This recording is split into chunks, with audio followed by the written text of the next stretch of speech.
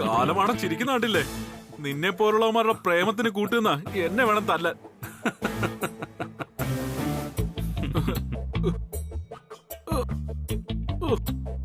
അമ്മേ,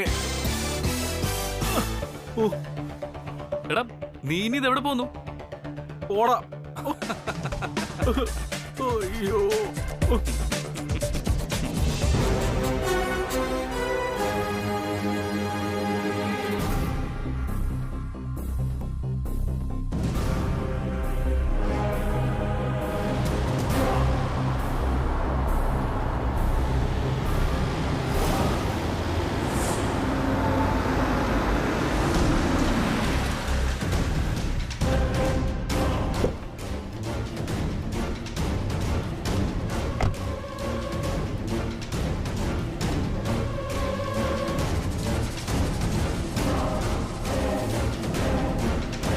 ഹലോ, ഒരു മിനിറ്റ് നിൽക്കണേ.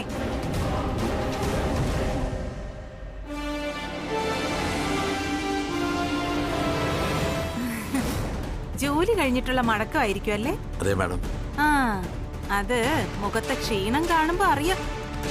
ഈ ഡ്രൈവിംഗ് അത്ര ചെറിയ പണിയൊന്നും അല്ലല്ലോ. വളയം പിടിച്ചും ക്ലച്ചും ബ്രേക്കും ചവിട്ടിയും എന്താ ഒരു സ്ട്രെയിൻ. പോരാത്തതിന് ട്രാഫിക് ബ്ലോക്കിന്റെ ടെൻഷനും. ഏതായാലും കൊള്ളാം, മക്കൾക്ക് വേണ്ടി രാവും പകലും ഇല്ലാതെ കഷ്ടപ്പെടുന്ന ഇങ്ങനൊരു അച്ഛൻ. ആ മക്കളുടെ ഭാഗ്യം തന്നെയാ. സോറി, നല്ല ക്ഷീണമുണ്ട് മാഡം. പിന്നെ ഞാൻ അങ്ങോട്ട്. നീക്ക് ഡ്രൈവർ സാറേ, പറയാനുള്ളത് പറയട്ടെ. അതെ, മക്കൾക്കൊരു കുറവും വരുത്താതെ നോക്കിയാൽ മാത്രം പോരാ. ഒരച്ഛന്റെ കടമ തീരില്ല. പ്രായപൂർത്തിയായ പെൺമക്കളുണ്ടെങ്കിൽ അവരുടെ മേൽ എപ്പോഴും ഒരു കണ്ണും കൂടി വേണം, പ്രത്യേകിച്ച് അമ്മ കൂടി ഇല്ലെങ്കിൽ. നാട്ടിൽ നടക്കുന്ന ഓരോ സംഭവങ്ങൾ ഓർത്താ പേടി തോന്നുക. എല്ലാത്തിന്റെയും മൂല കാരണം കയ്യിലിരിക്കുന്ന ഈ സാധനവും. സത്യം പറഞ്ഞ ഭസ്മാസുരന് വരം കൊടുക്കുന്നത് പോലെയാ ഓരോ പെൺകുട്ടികളുടെ കയ്യിലും മൊബൈൽ ഫോൺ കൊടുക്കുന്നത്. വളരെ വളരെ സൂക്ഷിക്കണം, അല്ലെങ്കിൽ നശിക്കാൻ പോകുന്നത് കുടുംബം ഒന്നാകെയാ. മാഡം ഒരുപാട് സംസാരിച്ചു, പക്ഷേ പറയേണ്ട കാര്യങ്ങൾ മാത്രം പറഞ്ഞില്ല. തോക്കി കയറി വെടിവെക്കല്ലേ. പറയേണ്ട കാര്യം പറയാൻ തന്നെയാ പോകുന്നത്. ഇന്നലെ രാത്രി എല്ലാരും ഉറങ്ങിക്കിടന്ന സമയത്ത് നിങ്ങളുടെ മോള് കല്യാണി ഫോണുമായിട്ട് വെളിയിലിറങ്ങി നേരം വെളുക്കും വരെ ആരോടോ സംസാരിക്കുന്നത് ഞാൻ കണ്ടു. ഇത് നിങ്ങൾ അറിഞ്ഞിട്ടാണോന്നാ എന്റെ ചോദ്യം. ഇല്ല മാഡം, ഞാൻ അറിഞ്ഞിട്ടില്ല. അതാണ്. നോക്ക് ദാസേട്ടാ, നിങ്ങളെ ഞാൻ കുറ്റപ്പെടുത്തുകയാണെന്ന് കരുതരുത്. രാത്രിയിലും കല്യാണിയുടെ മേൽ നിങ്ങൾക്കൊരു ശ്രദ്ധയുള്ളത് നല്ലത്. സ്വന്തം അമ്മയുണ്ടായിരുന്നെങ്കിൽ കല്യാണിക്ക് ഇതുപോലെ പാതിരാത്രിക്ക് പുറത്തിറങ്ങി ഫോൺ ചെയ്യാൻ പറ്റില്ലല്ലോ, അതും മണിക്കൂറുകളോളം.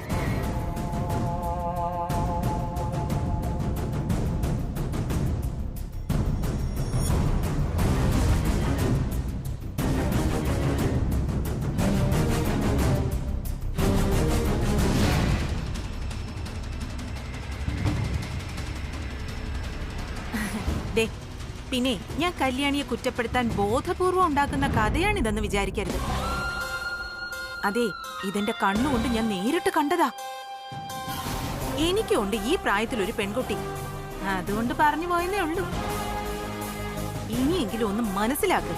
മോൾ ഉറങ്ങുകയാണെന്ന് വിചാരിച്ച് നിങ്ങൾ സ്വസ്ഥമായിട്ട് ഉറങ്ങുമ്പോഴേ അവള് പുറത്തിറങ്ങി വിലാസവതിയായി ഏതവനെയോ ഫോൺ വിളിച്ച് രാവ് വെളുപ്പിക്കുക. ഇനിയെങ്കിലും ജോലിയിൽ മാത്രം വിശ്വാസ്യത കാണിക്കാൻ നിൽക്കാതെ പെൺമക്കളെ അടക്കി ഒതുക്കി വളർത്താൻ നോക്ക്. അല്ലെങ്കിൽ നാളെ ആ ഔട്ട് ഹൗസ് പണ്ടേതോ സിനിമയിലെ അച്ഛൻ ഉറങ്ങാത്ത വീട് പോലെ ആയി മാറും. ഇത് പറയാനാ ഞാൻ ഇവിടെ ഇത്രയും നേരം കാത്തു നിന്നത്. തള്ളചത്ത പെമ്പിള്ളേര് പിഴയ്ക്കാൻ എളുപ്പാ. നിങ്ങൾ ചെവിയിൽ നുള്ളി ഓർമ്മിക്കുന്നത് നല്ലതാ.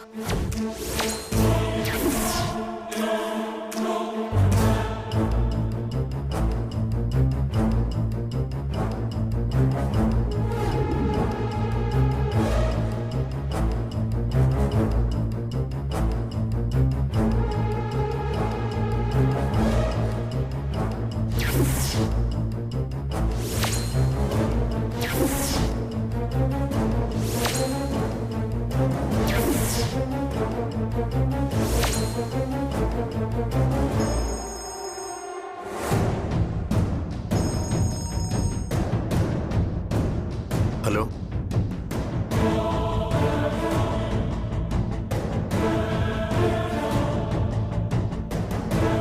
അഞ്ചിന്ന് എക്സ് കുറയ്ക്കുമ്പോ 20. എന്നിട്ടുള്ളത് ഇങ്ങനെ.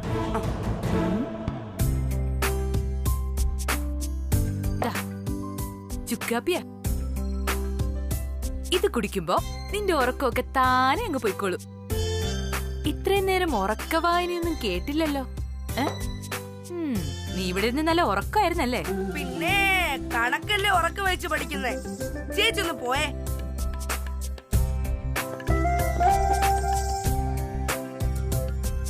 ഓഹോ, കണക്കായിരുന്നു.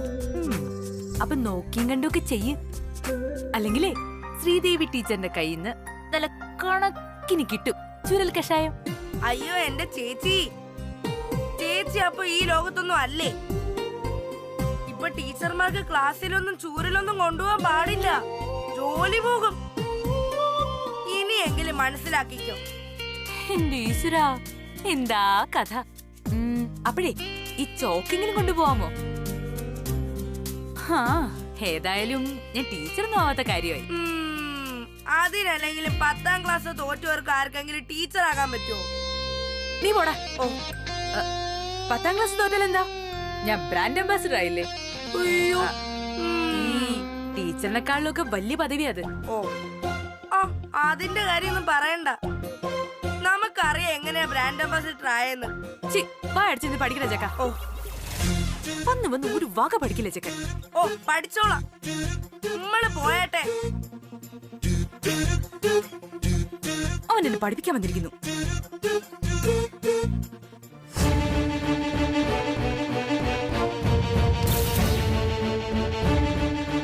വെറുതെ വടി കൊടുത്ത് അടി വാങ്ങിക്കാൻ നിൽക്കണ്ടായിരുന്നു. കല്യാണ ടീച്ചറേ, നിന്നെ ഞാൻ ഇന്ന് ചേച്ചി അച്ഛൻ അച്ഛൻ കൈയും കാലം കഴിയുമ്പോഴേക്ക് ഞാൻ ചായ എടുക്കാം. കല്യാണി നിൽക്ക്, നിന്നോടൊരു കാര്യം ചോദിക്കാനുണ്ട്. എന്താ അച്ഛാ? ഇപ്പൊ ഞാൻ വിലാസിനി മാഡത്തിനെ കണ്ടിരുന്നു.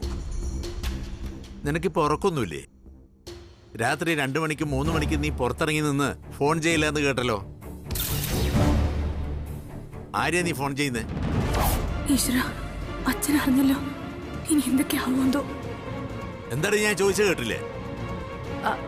അതച്ഛാ, ആ വിലാസിനി മേഡത്തിന് എന്നോട് ശത്രുതയുള്ളത് കൊണ്ട്. അച്ഛൻ ഏതായാലും കൊള്ളാം. ആ വിലാസിനി മേഡം പറഞ്ഞത് അതുപോലെ തന്നെ വിശ്വസിച്ചോണം. ചേച്ചി എങ്ങനെ കുറ്റപ്പെടുത്താന്ന് ഊണിലും ഉറക്കത്തിലും ചിന്തിച്ചു നടക്കുന്ന പെണ്ണും പിള്ളേ അവര്. ചേച്ചി അവര് കൊല്ലാൻ നോക്കിയ കാര്യം പോലും അച്ഛൻ അങ്ങ് മറന്നു. കഷ്ടം. അവര് പറയുന്നതും കേട്ട് ചോദിക്കാൻ വന്നിരിക്കുന്നു ഒരു അച്ഛൻ. മതി മതി, നീ ഒന്ന് അടങ്ങ്. അവര് പറഞ്ഞൊന്നും ഞാൻ അത്ര കാര്യമാക്കുന്നില്ല. എന്നാലും വെറുതെ ആണെങ്കിൽ പോലും മറ്റുള്ളവരെ കൊണ്ടൊന്നും പറയിപ്പിക്കാനുള്ള അവസരം കൊടുക്കാതെ വേണം നമ്മൾ ജീവിക്കാൻ. എപ്പോഴും എല്ലാവരും ഇത് ഓർത്താ കൊള്ളാം.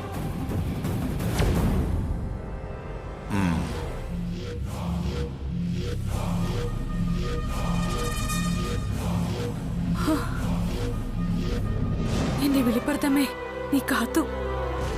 ചേച്ചി, ചേച്ചി പുറത്തിറങ്ങി വലിയങ്ങിനോട് ഫോണിൽ സംസാരിക്കുന്നത് അവര് കണ്ടു കാണും. സൂക്ഷിക്കണം.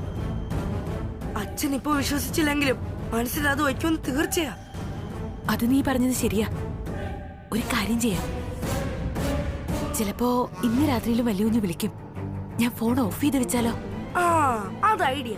ഇന്നത്തെ ദിവസം അങ്ങനെ ചെയ്യുന്നതാ നല്ലത്. ചെല്ല്, ഇപ്പൊ തന്നെ ഫോൺ ഓഫാക്കി വെച്ചേക്ക്. ചെല്ല്.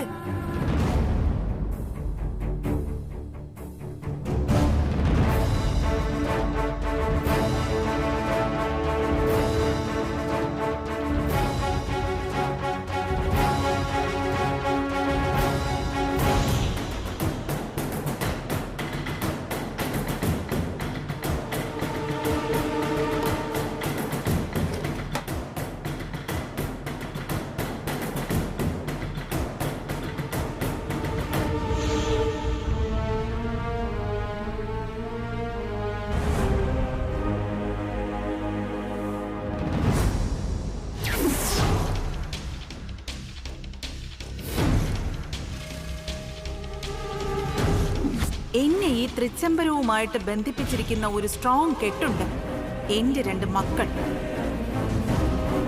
അതുകൊണ്ട് നിനക്കും വേണം ഒരു കെട്ടുറപ്പ്. അല്ലെങ്കിൽ ഒരു പക്ഷേ ഈ അധികാരവും അവകാശവും എന്നും ഉണ്ടായിന്ന് വരില്ല. വെറും ഒരു കടലാസ കഷ്ണത്തിൽ അവസാനിക്കുമല്ല.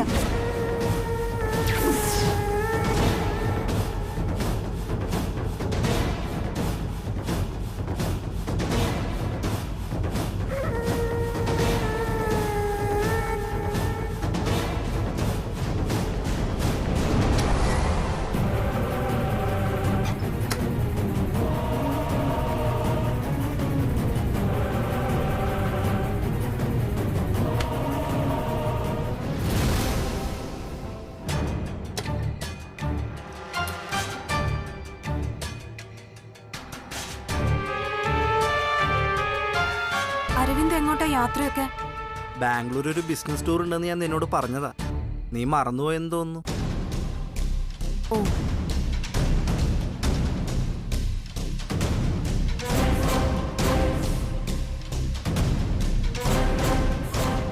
ഓ, ബാംഗ്ലൂരിലേക്ക്. അങ്ങനെയാണെങ്കിൽ ഞാനും വരുന്നു കൂടെ. എനിക്ക് മടുത്തു ഇങ്ങനെ ജീവിച്ച്.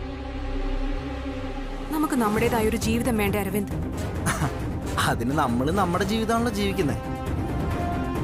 ഇനിയെന്താ നമുക്ക് പുതിയതായിട്ടുള്ളൊരു ജീവിതം? എനിക്ക് മനസ്സിലാവുന്നില്ല. മനസ്സിലാവാത്തത് അരവിന്ദിന്റെ മനഃപൂർവ്വം. സി അരവിന്ദ്, ഞാൻ ഒരുപാട് പ്രാവശ്യം അരവിന്ദിനോട് സൂചിപ്പിച്ചു കഴിഞ്ഞതാ. എന്നോട് ആൾക്കാർ ഓരോന്ന് ചോദിച്ചു തുടങ്ങി. എന്തു ചോദിക്കും? കല്യാണം കഴിഞ്ഞ പെണ്ണുങ്ങളോട് ആൾക്കാർ ചോദിക്കുന്നത് തന്നെ വിശേഷം ഉണ്ടോന്ന്. ഓ, ആളുകളെ ബോധ്യപ്പെടുത്തേണ്ട കാര്യം എനിക്കില്ല. എനിക്ക് നിന്നെ ബോധ്യപ്പെടുത്തിയാൽ മാത്രം മതി. അത് ഞാൻ കല്യാണം കഴിഞ്ഞ ആദ്യ രാത്രി നീയുമായിട്ട് പറഞ്ഞുറപ്പിച്ചതുമാണ്. അരവിന്ദിന് അത് മതി. പക്ഷെ എന്നോട് ആൾക്കാർ ഓരോന്നോരോന്ന് ചോദിക്കുന്നത്. ഓരോ വെഡിങ് ഫംഗ്ഷനിൽ ചെല്ലുമ്പോ 100 ചോദ്യങ്ങളാ. ഇപ്പോ കുട്ടികൾ ഉണ്ടാവത്തിന് ചികിത്സ ചെയ്യാനുള്ള ഹോസ്പിറ്റലിൽ വരെ ആൾക്കാർ പറഞ്ഞു തുടങ്ങിയിരിക്കുന്നു. നന്ദനെ, പ്ലീസ്, നീ നമ്മുടെ കണ്ടീഷൻ മറന്നുപോകുന്നു. വേണമെങ്കിൽ ഞാൻ അതൊന്നും കൂടി ഓർമ്മിപ്പിക്കാം.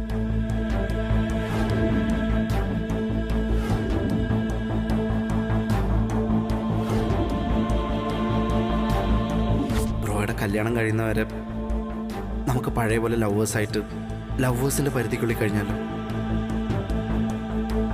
ഭാര്യ ഭർത്താക്കന്മാരായിട്ട് ഒരേ കട്ടിലിൽ കഴിയേണ്ടെന്നാ എൻ്റെ ഒരു ആലോചന. എന്റെ തീരുമാനം അരവിന്ദിന്റെ തീരുമാനം തന്നെയാ.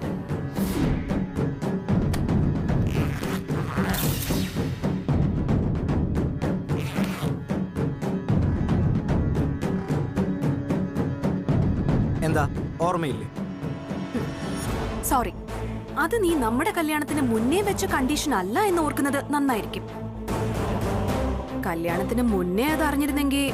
ഓ, അപ്പൊ കല്യാണം കഴിഞ്ഞിട്ട് ഞാൻ നിന്നെ വഞ്ചിച്ചു എന്നായിരിക്കും നീ ഇപ്പൊ പറഞ്ഞു വരുന്നത്. സോറി, നിന്നെ പോലെ സൗകര്യങ്ങൾക്കനുസരിച്ച് വാക്കുമാറുന്ന കുടുംബത്തിലല്ല ഞാൻ ജനിച്ചത്. അതാണ് ഞാനും നീയും തമ്മിലുള്ള വ്യത്യാസം. നമ്മൾ തമ്മിലുള്ള വ്യത്യാസം അവിടെ നിൽക്കട്ടെ. ഇപ്പൊ ഞാൻ ചില തീരുമാനങ്ങൾ എടുത്തു കഴിഞ്ഞു. അതനുസരിച്ച് നമുക്കിനി മുന്നോട്ട് പോവേണ്ടി വരും. ഓഹോ, എന്നൊരു കാര്യം ചെയ്യും. നീ ഒരു പേപ്പർ എടുത്തിട്ടേ നിന്റെ ഓരോ തീരുമാനങ്ങൾ എഴുതി അങ്ങ് തന്നേക്ക്. ഞാൻ ഓരോന്നോരോന്നായിട്ട് അത് നടപ്പിലാക്കാൻ നോക്കാം. കളിയാക്കണ്ട. ഈ ഭാര്യ ഭർത്തൃ ജീവിതം എന്ന് പറയുന്നത് കുട്ടിക്കളിയല്ല, ഷെയറിംഗ്. ആ ഒരു പാകതയിലേക്ക് അരവിന്ദ് എത്തിയിട്ടുണ്ടോ എന്നാണ് ഇപ്പൊ എന്റെ സംശയം. നന്ദനെ, നീ പറഞ്ഞു വരുന്നത് എന്താണെന്ന് എനിക്ക് മനസ്സിലാവുന്നുണ്ട്. അരവിന്ദ് ഒരു പക്വതയില്ലാത്ത കൊച്ചു കുട്ടിയാണെന്ന്. അതിന് സംശയം എന്താ? ദേ, ഒരു കാര്യം ഞാൻ പറയാം. അരവിന്ദിന്റെ ജ്യേഷ്ഠന് വേണ്ടി സ്വന്തം ജീവിതം കളയാനൊന്നും ഞാൻ തയ്യാറല്ല. I am extremely sorry. ഓ, അപ്പൊ അതാണ് സംഗതി. നിനക്ക് ഈ ജീവിതം എങ്ങനെ ബുദ്ധിമുട്ടാണെന്ന്. അതെ, ബുദ്ധിമുട്ടാണ്, വലിയ ബുദ്ധിമുട്ട്. നിങ്ങൾ സഹോദരന്മാര് രാമലക്ഷ്മണന്മാരാകുമ്പോ ഊർമിളയുടെ റോള് കളിച്ച് ജീവിതം ഹോമിക്കാനൊന്നും ഞാനില്ല. എനിക്കും ജീവിക്കണം, സാധാരണ ഒരു പെണ്ണ് ആഗ്രഹിക്കുന്നത് പോലെ. എനിവേ, ബാക്കി നമുക്ക് അരവിന്ദ് ടൂറ് പോയി കഴിഞ്ഞ് വന്നിട്ട് ആലോചിക്കാം. അതിനാര് ടൂർ പോകുന്നേ? ഞാനല്ല ക്യാൻസൽ ആക്കുക. എനിക്കും വേണം കുറച്ച് സമയം ആലോചിക്കാൻ. മാറങ്ങട്.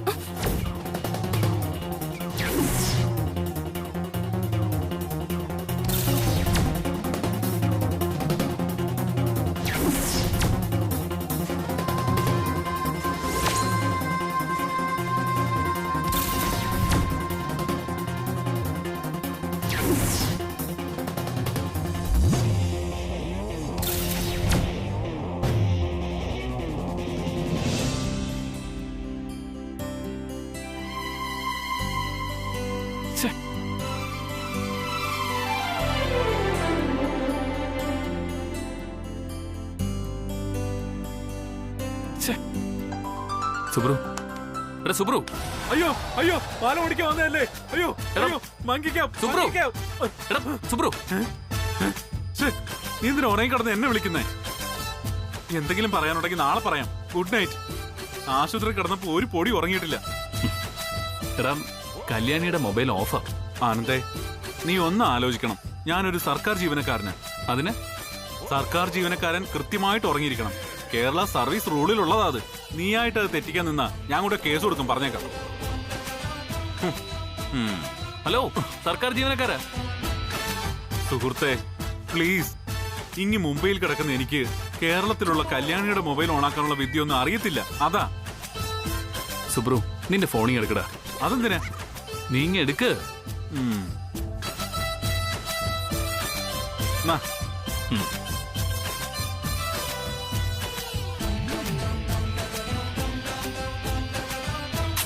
ഇതിലും സ്വിച്ച് ഓഫ് എന്നാ പറയുന്നത്. ഇതാ പറയുന്നത് സർക്കാർ സ്കൂളിൽ കേരള സിലബസിൽ പഠിക്കണമെന്ന്. എന്റെ പള്ളി, സ്വിച്ച് ഓഫ് ചെയ്തു വെച്ചിരിക്കുന്ന മൊബൈലിലേക്ക് എയർടെലിൽ നിന്ന് വിളിച്ചാലും ഐഡിയിൽ നിന്ന് വിളിച്ചാലും സ്വിച്ച് ഓഫ് എന്നേ പറയൂ. കഷ്ടം. എനിക്ക് ഉറക്കം വരുന്നു, അതുകൊണ്ട് കൂടുതലൊന്നും പറയുന്നില്ല. ആ, നീ അങ്ങനെ അങ്ങ് ഉറങ്ങണ്ട. ദേ, ആനന്ദേ, ഞാൻ നിനക്ക് വേണ്ടി മങ്കി ക്യാപ്പ് തേടിപ്പോയി അടി വരെ വാങ്ങിച്ചവനാണെന്ന് ഓർമ്മ വേണം നിനക്ക്. ഒരു കാര്യം ചെയ്യ്, ആ ഫോണിങ് എടുക്ക്. ഇങ്ങ എടുക്ക്. നാ.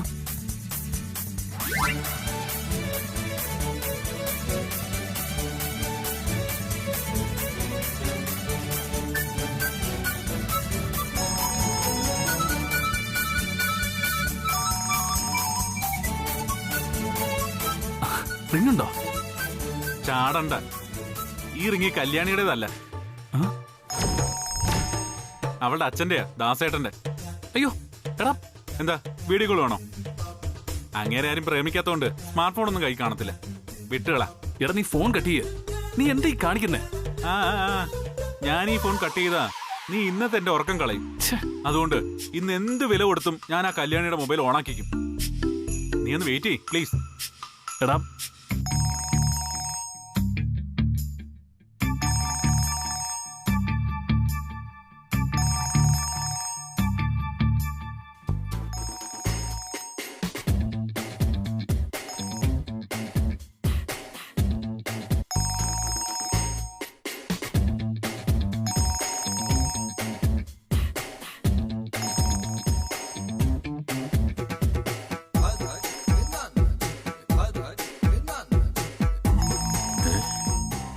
വലിയ കുഞ്ഞിന്റെ കൂട്ടുകാരൻ എന്താ ഈ രാത്രി?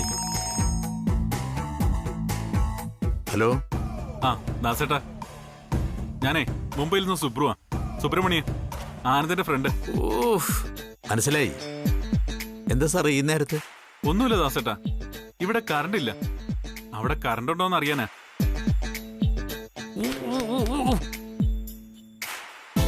ഈ ആഴ്ച ഒരു ദിവസം ഇന്ത്യ മുഴുവൻ 1 മണിക്കൂർ കറണ്ട് പോകുന്നുണ്ടായിരുന്നു. അത് ഇന്നാണോന്ന് അറിയാനാ വിളിച്ചു ചോദിച്ചത്. ഇവിടെ പവർ കട്ടൊന്നും ഇല്ലല്ലോ കുഞ്ഞെ. ഞാൻ അങ്ങനെ ഒരു വാർത്ത കേട്ടില്ലല്ലോ. ആ, അത് ദാസേട്ടൻ ഫേസ്ബുക്കിൽ ഇല്ലാത്തോണ്ടാ. ഫോണൊക്കെ ഫുൾ ചാർജ് ആയിരിക്കുമല്ലോ അല്ലേ? ഇവിടെ ഒന്ന് ചാർജ് ചെയ്യാൻ പോലും പറ്റാത്ത അവസ്ഥയാ.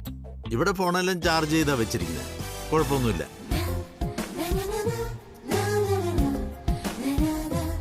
അല്ല, കറണ്ട് ഉണ്ടോന്ന് അറിയാൻ വിളിച്ചാണോ? അതിശാണല്ലോ.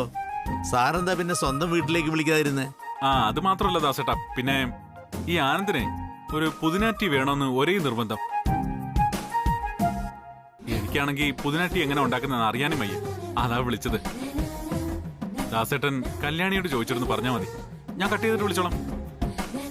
അയ്യോ അത് വേണ്ട സാർ, കട്ട് ചെയ്യണ്ട. ദേ കല്യാണിക്ക് കൊടുക്കാം. ഒരു മിനിറ്റ്.